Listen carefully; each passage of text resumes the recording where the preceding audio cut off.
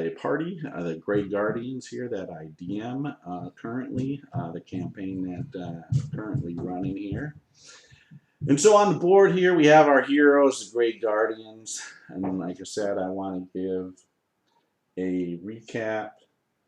Hopefully I'm still broadcasting. Now I'm a little worried here. So let's just make sure.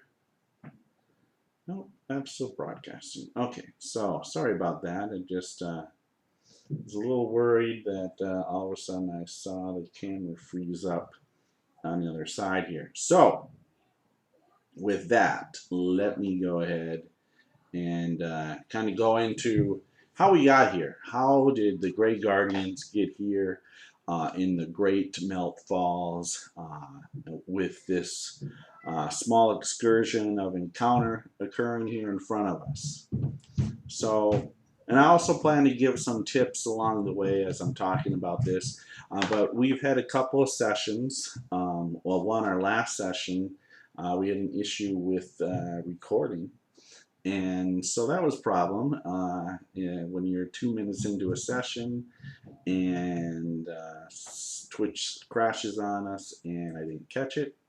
And then we've also a couple episodes, sessions back, we had an audio recording issue where we had no audio. The film recording went perfect, but the only people that people could hear are the people that were on Discord that were playing, and nothing that I said or the players at our table said was heard. So we have a couple lost episodes out there.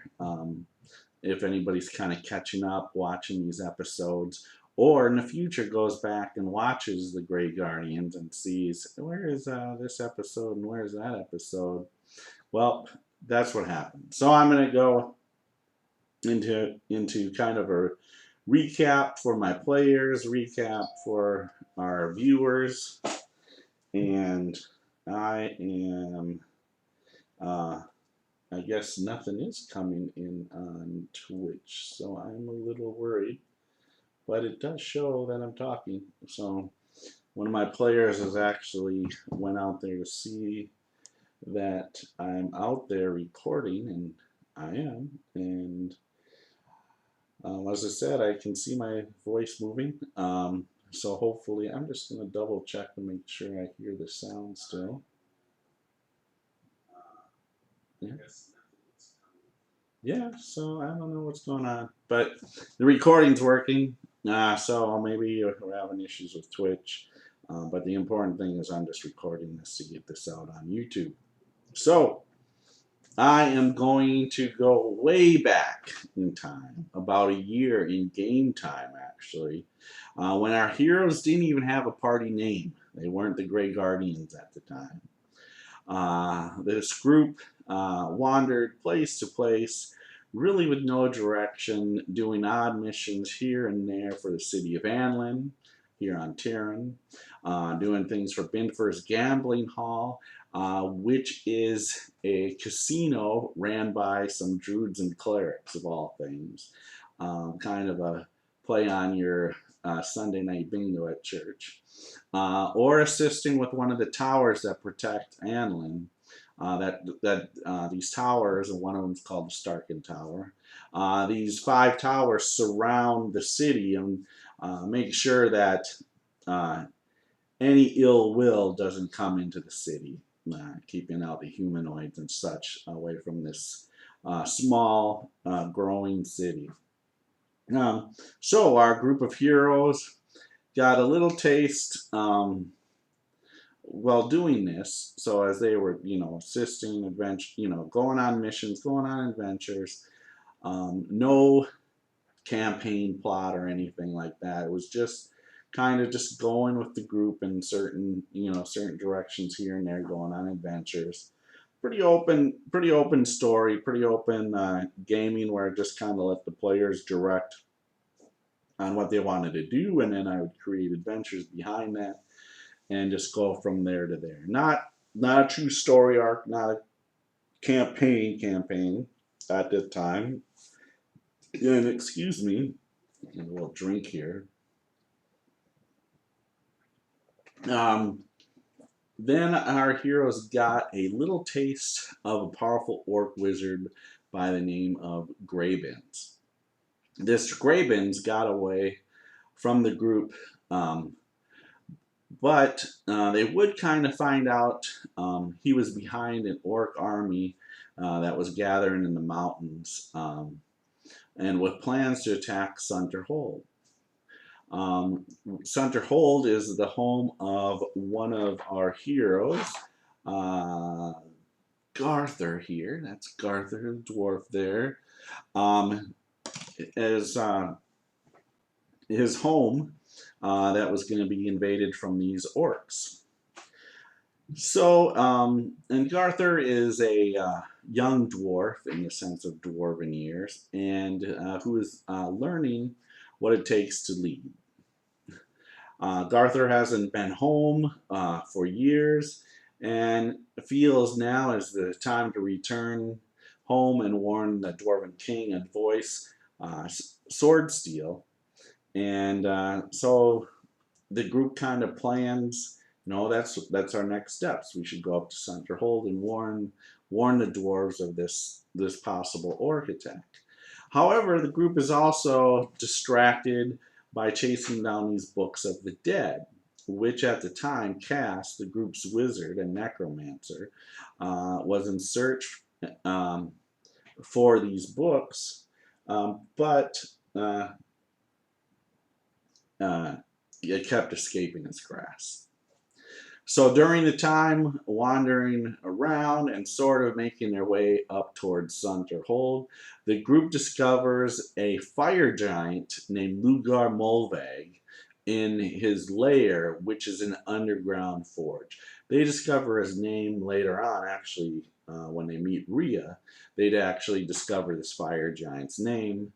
But Lugar had dwarven slaves from Sunter Hold assisting him, or really their slaves, making weapons and armor for other giants in the mountains, as well as this orc chieftain named Grimnox. So now they kind of get Grimnox, this name, introduced to them. And so as you can see, now it's kind of going into a campaign, a story arc mode. So this is one of my tips as a DM. You don't necessarily have to have a story all drawn out for your group. You can kind of let things grow, and then you can start growing the story arc.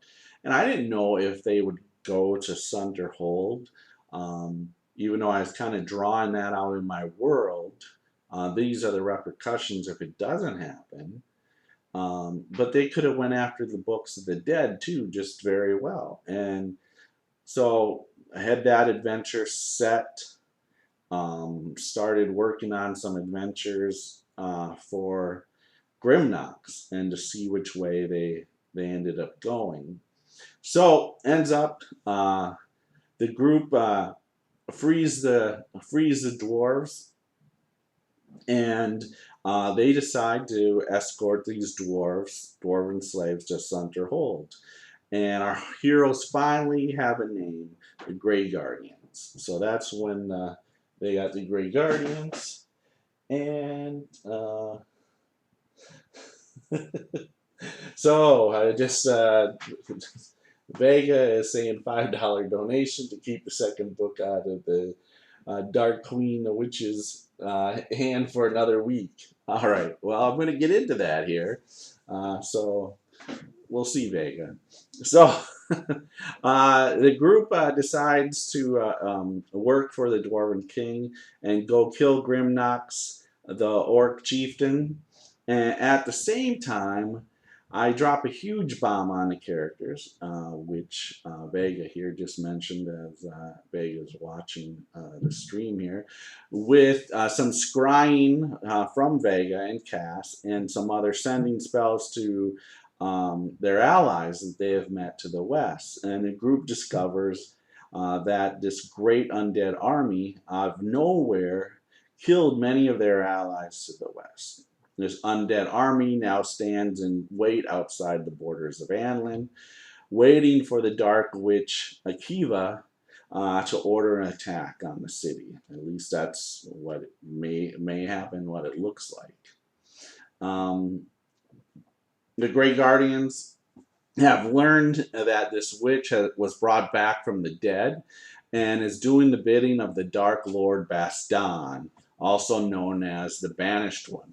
So he's one of my lesser gods in the world of Harthron that players in my group years ago, and this is probably over 20 years ago, what had him banished.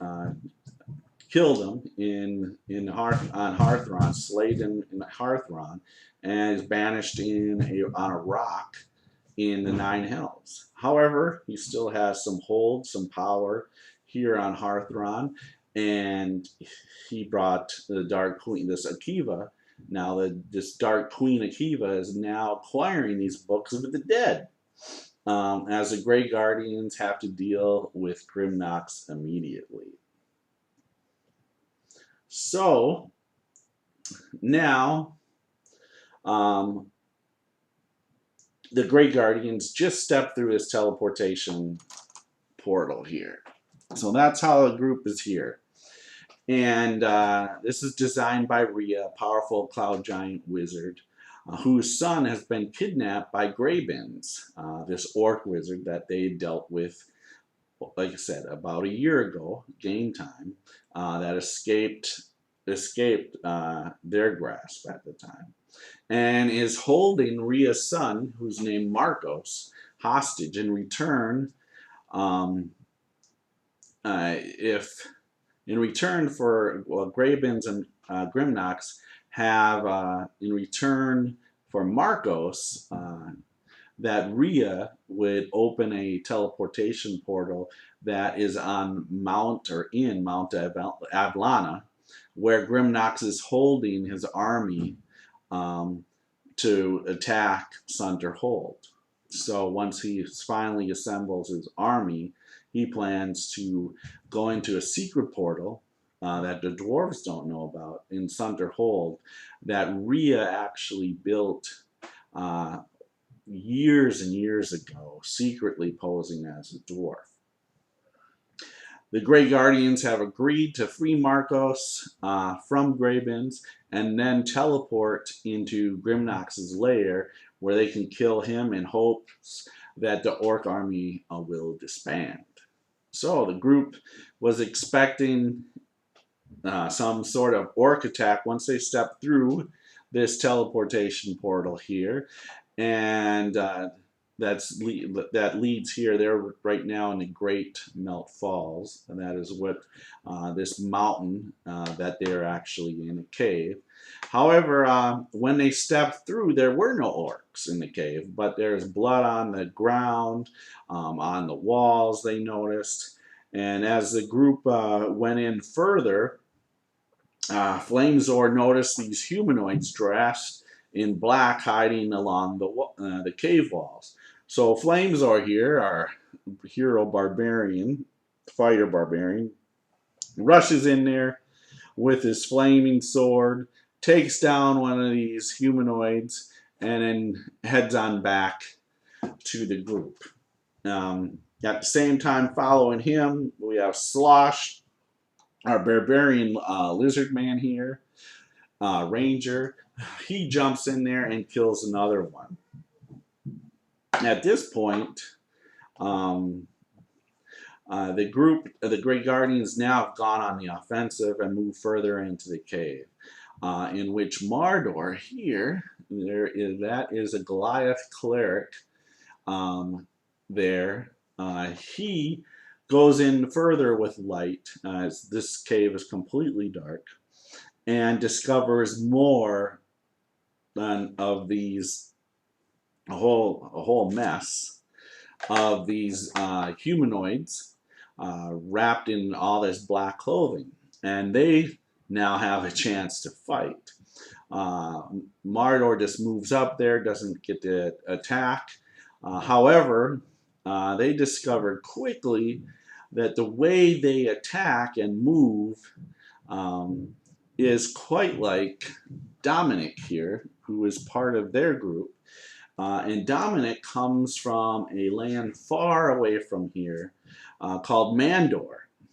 So, could this group of humanoids, maybe humans, maybe drow, uh, could they be this Marslava clan from Mandor, who is the enemy of Dominic's family back home?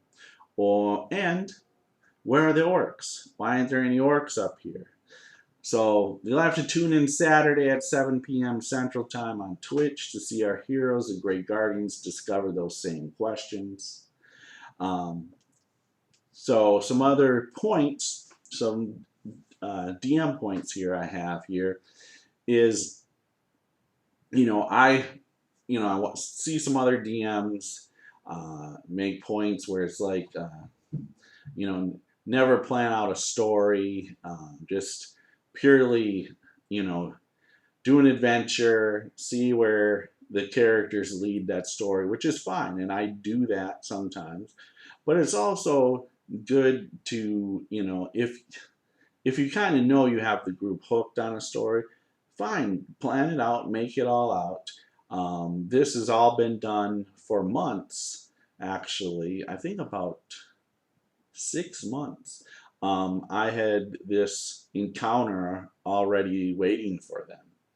And so this was designed. Grimnox is the next encounter after this, is all set, ready to go. They got a great amount of detail on the undead, which they will be dealing with after they're done with Grimnox. So maybe there might be a couple little things that might get in their way. But that's kind of all set. So as a DM, I'm very well prepared to run sessions. I don't have to fly off the seat of my pants week to week and not have things prepared for the group to go. And so we can really concentrate on role playing, the story, and I don't have to be worrying about the stats of the monsters or treasure. I have all that kind of stuff. The maps are already done. It's just, for me, my work is to create like the map here before us. So this is something I did a week ago. I have my own map, on graph paper, and I had that done, like I said, 5 months ago, something like that. So that's been done, but to put this to paper, because the great thing is about the group is they asked Rhea, they're like, you've been here, what does it look like? And so I'm like, oh yeah, perfect question. So I drew up the map here on scale, because I have some details on my own maps. And so that they could see this before we even played the session, to maybe help them kind of plan how they wanted to come through and to be ready when they came through this portal for an attack. However, like I said, there was no attack going into this.